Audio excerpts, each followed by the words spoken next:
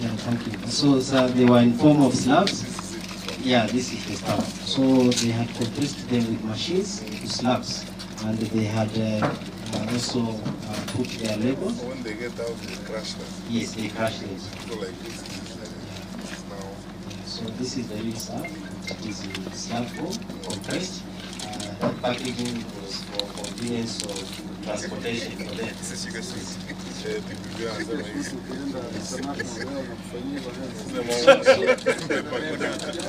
Yes, so these slabs were covered from these gunny bags. They had been stashed in a container that had imported sugar. Yes, that one was one of those bags. So that container had about 500 bags of sugar imported from Brazil. And they had also put that bag inside. Right. They actually packed this as though it was sugar. Yes, sir. And it was put in bags like those. Yes, sir. So and then packed together in one container. In one container with bags of sugar. Yes, sir. So it required then that you would very easily have let it go, thinking all of it is sugar. Exactly, sir. The container came as sugar. Yes, yeah. It came as imported sugar from Brazil. So it was one bag of many sugar. 20,000 doses. Out of it. Out of that. Let me ask you, we're not allowed to have this, we are up to this. Yes.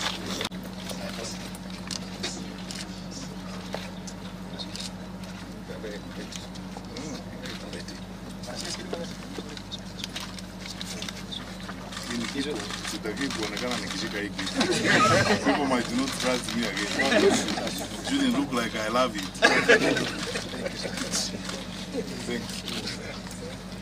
Okay. So the exercise will continue from here, sir. The wing will be done. Pulse reading? Yes. The machine we are going to use has been. We are using the 3 kg scale to weigh 2 bars, each approximately 1 kg.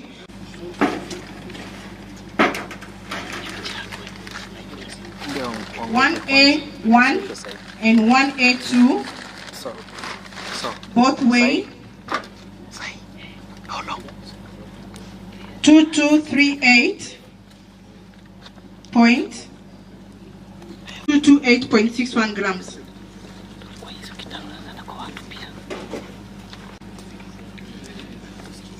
One A3, 1A4 both weigh 2215.38 grams.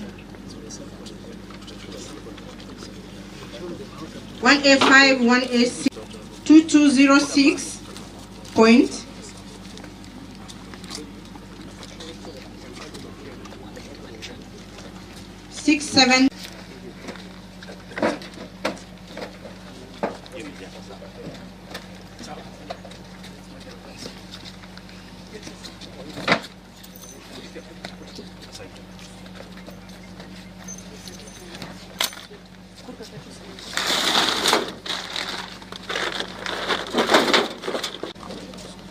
One B1, one B2, weighing 2213.63 grams.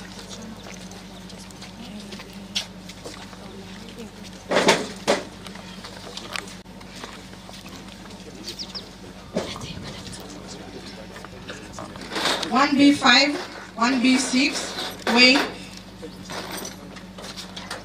22B18, weighing 2221.54 grams.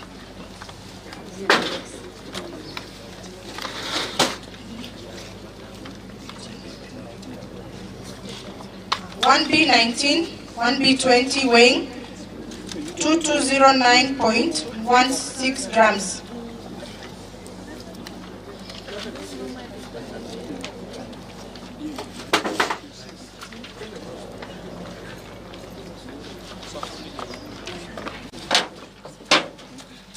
One C1, one C2, weighing 2220.93 grams. 0.90 grams.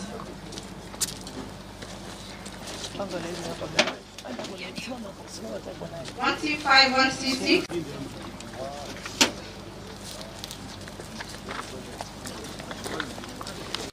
1C6, 167.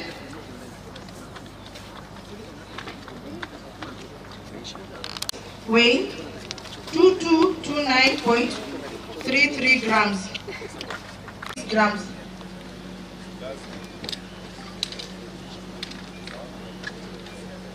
1C23, 1C24 weighing 17.93 grams.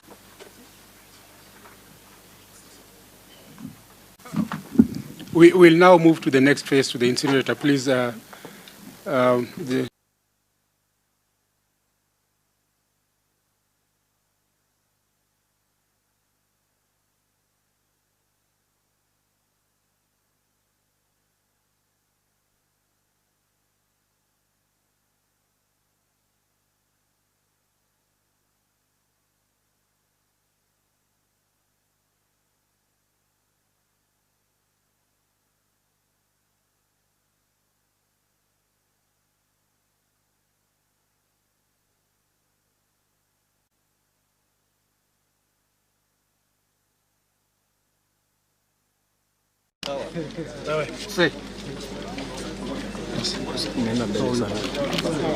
Saidia tupige picha. Saidia picha,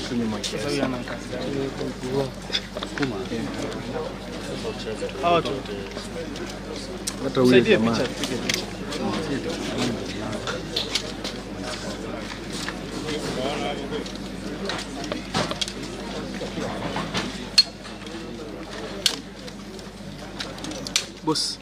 boss.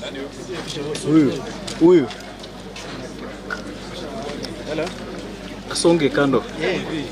Ama ingie ndani. Sana. Tuone tu boss. Boss. Thank you. So excuse. It's easier. It's easier if they just clear. Tuko wengi. Hivyo. Yes. Clear. Wa clear tu hivyo. Boss, photo kidogo tu. Kamera yako bana. Kuja pande hii. Kamera ni kamera. chini. Kuja pande hii. Hey boss. Watu bado wanasonga mbele. Boss.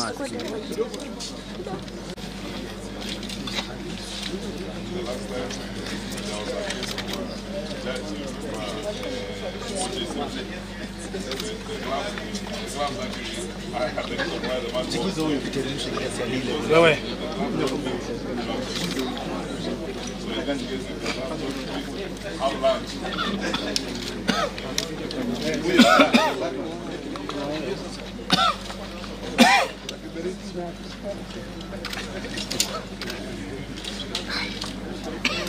Msi. Hizi picha kitu Wamevaa ni mia DCI.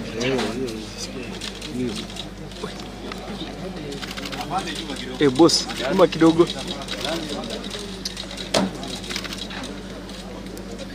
boss toa kichwa.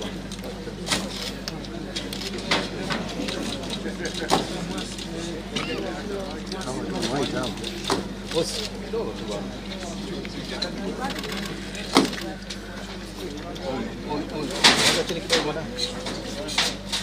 Wewe.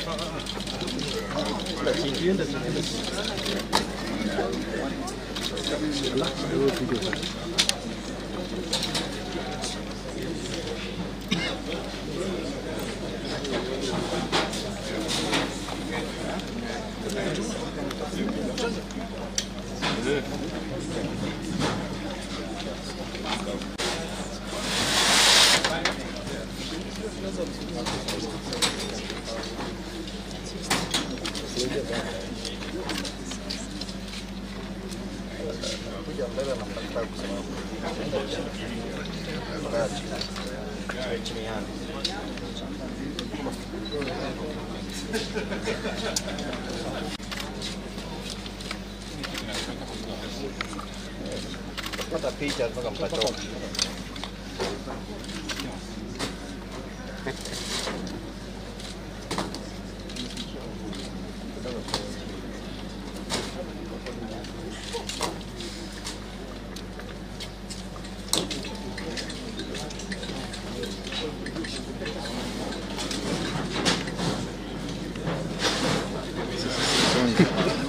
Nari.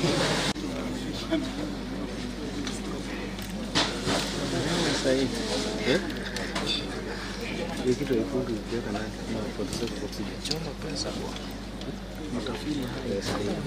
Punguza na bei. Mtafili hai sahi ngoja. Ungeuza punguza deni ya China.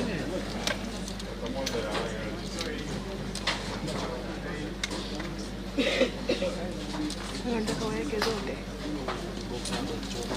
Sasa hiyo box. Inawekwa juu iko na box moja iko na moja ile moja. Angechoma ikiwa ndani. Hiyo moto ni kali.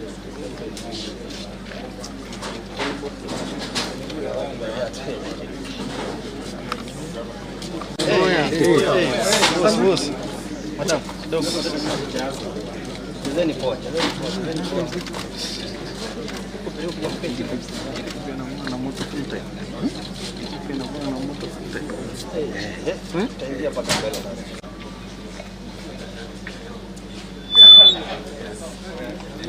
Ala. Bibi. Boss. Bibi. Manywele huyo. Boss. Huyo jamaa manywele chini bana. Kaeni chini. Chini. Simteti chini kwa mchanga hayuni. Na mwingine hapa ametoa simu.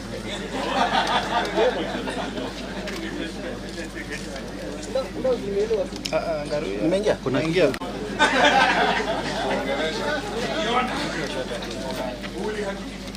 Ule atatoka pale akiwa hai. Sawa. Oya.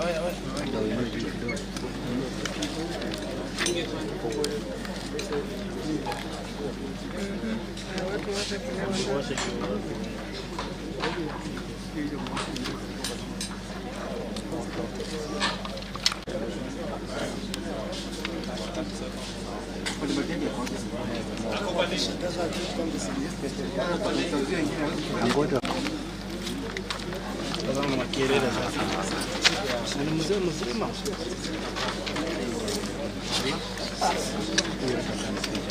Moja chukito weka on peleka ikifini.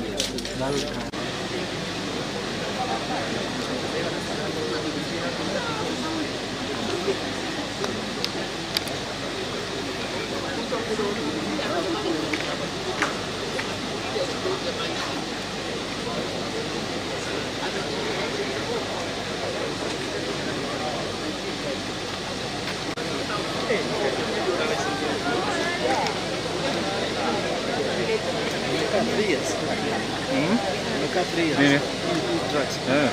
Sasa imeiva.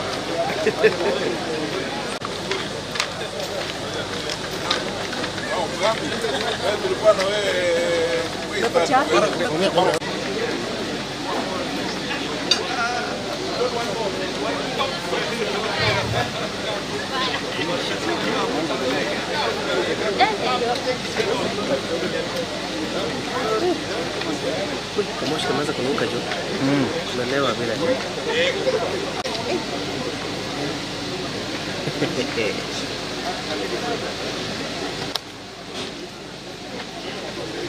Mose. Anakushika. What is happening? Nenda kwa mimi Matiang'i uwe. Jana mmoja ni hadarati. Tukule miadarati. Wewe ni yangu sawa, zaneba. Ualifu.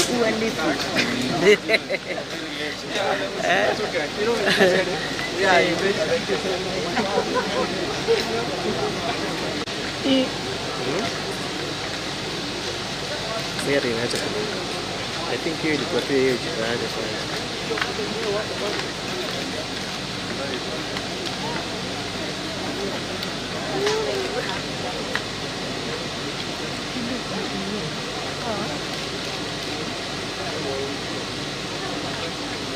Ulimaliza?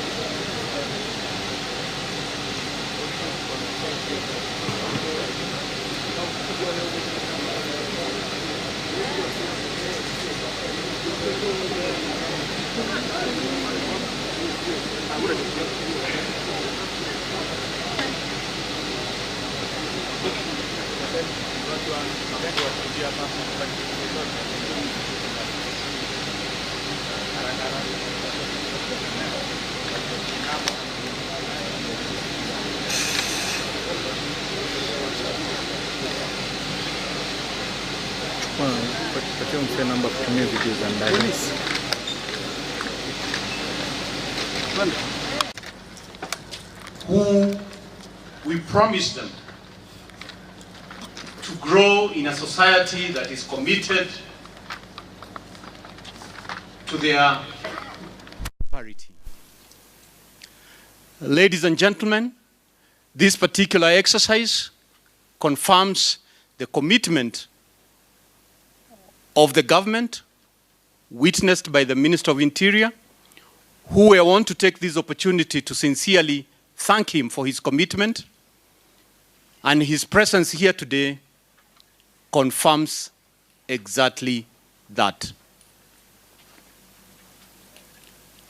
Once again, on behalf of NACADA, the national agency that reports, of course, to the Minister of Interior, we once again want to say a big thank you and a big congratulations to our government security agencies. Thank you, Bwana CS. Thank you very much and well done. Asanteni sana. Dr. Fred Matiang'i, the Minister for Interior, DPP present here, the Chair of NACADA, DCI, distinguished guests, ladies and gentlemen, good afternoon. Mine is sincerely to thank the team of DCI for a very good job done. This, as it is stated from the briefing this morning, it's a consignment which was captured back in 2016, and up to date, that marks almost 3 plus some months, while this consignment is in safe custody within the DCI. Dr. Masa and your team, that is a true testimony that integrity within this department, it is excellent. Asanteni sana. I'm very sure us as National Police Service would not have been able to go up to this far if we were not able to work with the members of public. The success of this operation has been partly by the information shared by the members of the public. Mine is to thank all the parties who are involved in this process and the information which was supplied to the police officers, which led to the arrest and capture of this consignment.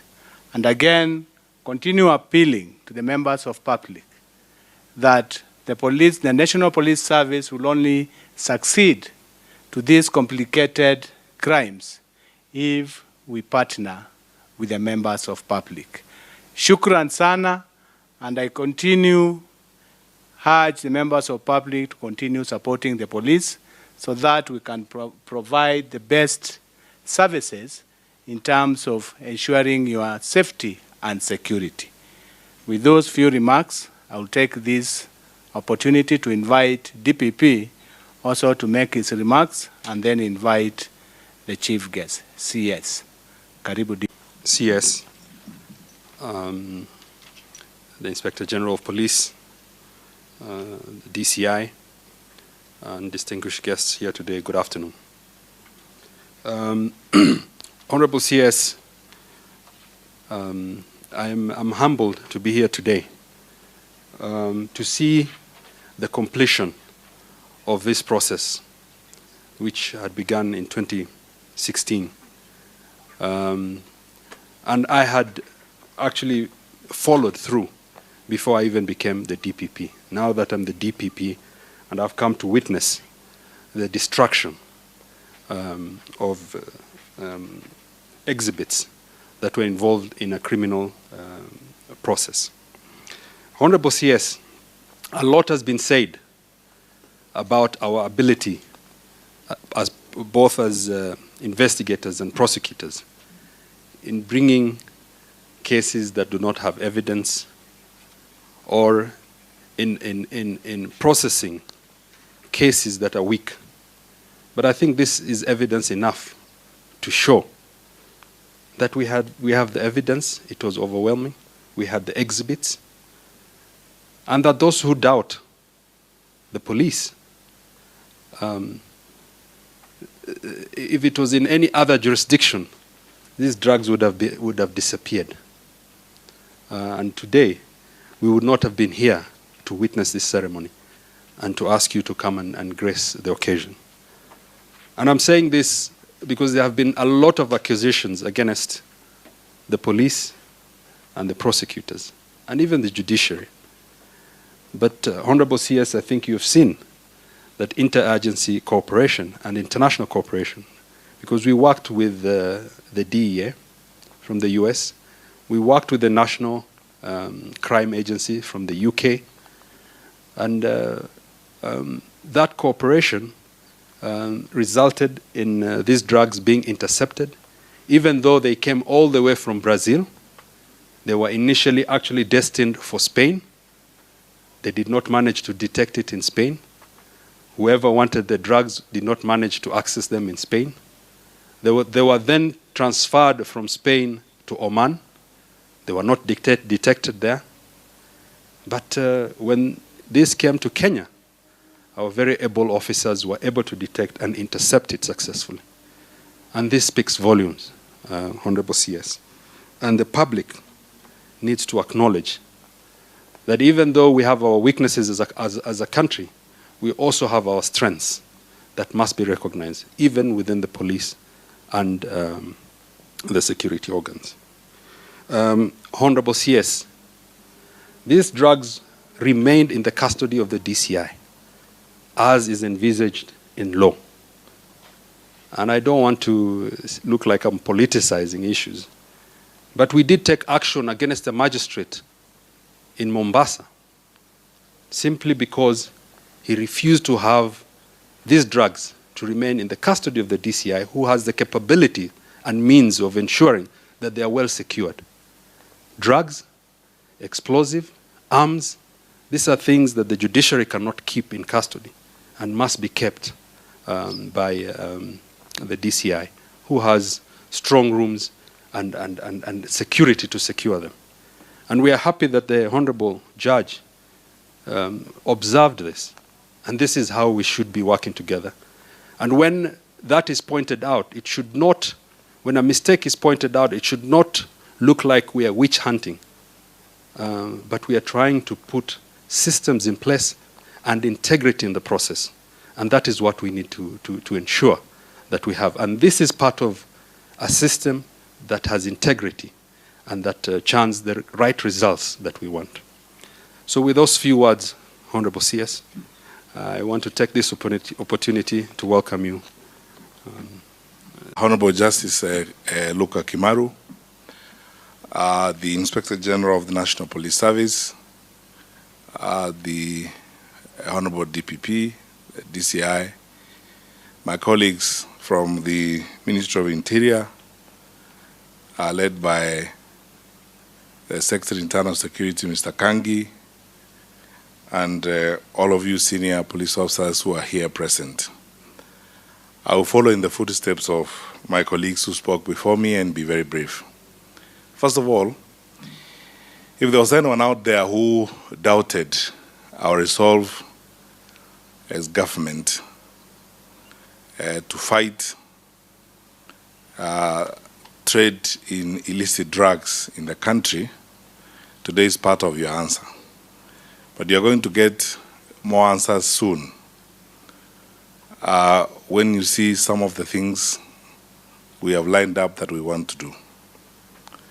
On my own behalf and on behalf of my colleagues at the Ministry of Interior and on behalf of government, the executive branch of government, I want to say thank you to the Inspector General of our National Police Service and to the DCI. It is true, as IG said, to have kept these drugs for close to 3 years within the confines of the DCI, and we are now destroying them today, is testament to the growing integrity and commitment of our police service to remain a clean institution that works for the people of Kenya. I'm also grateful that today, if you look around here, we are all here. Our intelligence collaboration is actually working. We're here with the judiciary, we're here with the DPP, we're here with the National Police Service, and my brother and colleagues from NACADA. We are all aligned. And Honorable Justice Kimaru, I want to assure you that we are determined to work together. This is the way we are going to work together. We will continue to collaborate and ensure that we fight the drug menace in our country decisively and conclusively. I want to make the last 2 points that I think are critical, especially at this point in time. For the last so many months, the Inspector General, the DCI, and several of us have been working to ensure that in terms of our deployment and the organization and the resources we put in place, we are now prepared to wage a very decisive war on drug trafficking and the movement of drugs in our country. I am so grateful that we have a collaborative office of the DPP, and now, from what we are doing here, the judiciary is collaborating with us. Those who traffic in drugs, who are interested in destroying the lives of our people, are enemies of the state because they are intent on hurting and ruining the lives of our children. We will stop at nothing, and we are going to do whatever it takes to confront you. If you enjoyed protection in the past from within the security system, and I say this publicly as a public servant, I am the Minister for Interior and the buck stops here. If you enjoyed protection in the past from within our ranks and from our security sector, and from whatever levels of government, my declaration to you today is that that kind of thing will never happen again in our country. We are moving forward, and we will not care for your status, we will not care for the responsibilities you hold in this society, because we know you are an enemy to our people. Let us put it plainly that way. You are an enemy to our people, you are hurting our children, you are destroying the lives of Kenya's young people.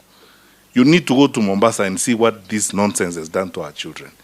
And we cannot continue to address it as though it is a feature of our society that's developing or that is going away by merely us looking like we are active. We are already on our way to taking extraordinary measures to deal with these issues. And we will be ruthless on this matter because this has gone on for a while, And in certain cases, we now know some of the things that have supported the trade and the movement of drugs in our country. We are grateful for the collaboration we enjoy with our colleagues. The US government has been very supportive, the British government has been very supportive. But as Kenyans, we need to know that it's okay for us to enjoy and get support from others, but we have to do our work. And my brothers and sisters in the security sector, let us now move forward without fear or favor. For those of you, like my brother, the DCI, and our police commanders who are taking these decisions every day, the president asked me to tell you this, and I'm telling you this very publicly. We have your back. Just move. Don't be intimidated by anybody. We have your back. Let us move and sort this business out once and for all. Very lastly, whatever resources will be required to put in as government in terms of working with our security sector agencies, we are ready to deploy. We are ready to fight this. That's why we have started a very active program in the coast region of rehabilitation. I was in Meritina about 2 weeks ago. We are working with others like Red Cross, the county government of Mombasa, to try and build an infrastructure that will rehabilitate our children and other people who have already suffered from this. We have to be honest with one another. It's either we stand up to this thing and fight it, or we will lose generations of our people.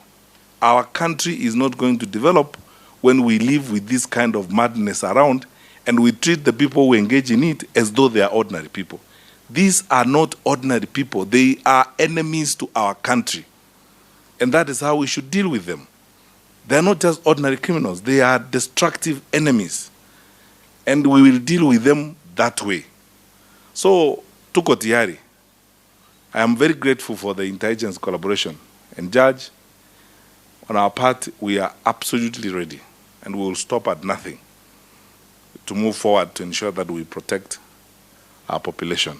And what we do here, and what we are going to do in a few days, in a few weeks to come, will demonstrate to the country and the region that as a government we have resolved this place must be drug-free. We must raise up our children and do the work that we have been given by God, our Creator, as responsible people. And so, if you're out there doing this thing and hoping that we will change, we will not change. I'm very happy. Before we came here, I have to reveal that we just had a meeting this morning, an intelligence meeting with all our colleagues. We have resolved to take this thing the next level. Thank you so much, DPP. Thank you so much, DCI. Thank you so much, my colleagues, for your resolve on this matter. Let's go forth. And we are not deluded. I need to tell people this, because there are times people tell us, oh, you know, this is a very serious issue. It's a dangerous war.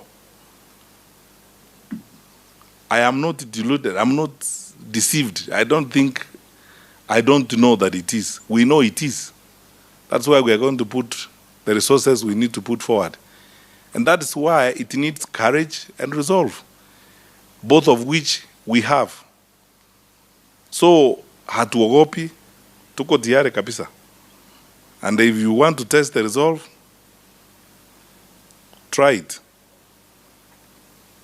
We have to fight this thing and sort it out.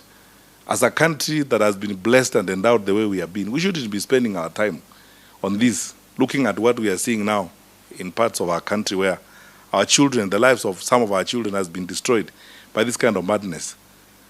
So, tunajua it's a dangerous war we are taking. Tunajua it requires us to be serious. That we know and understand. And we are confirming that we are ready. And we are walking towards you, not away from you. We are walking towards you. We are ready for you, to deal with you in the interest of our children. God bless you, good people. Thank you so much, DCI. I am so proud of you people. And on behalf of Kenyan citizens, I need to tell you as a citizen of this great country, thank you. Thank you. And thank you. God bless you, good people. Thank you.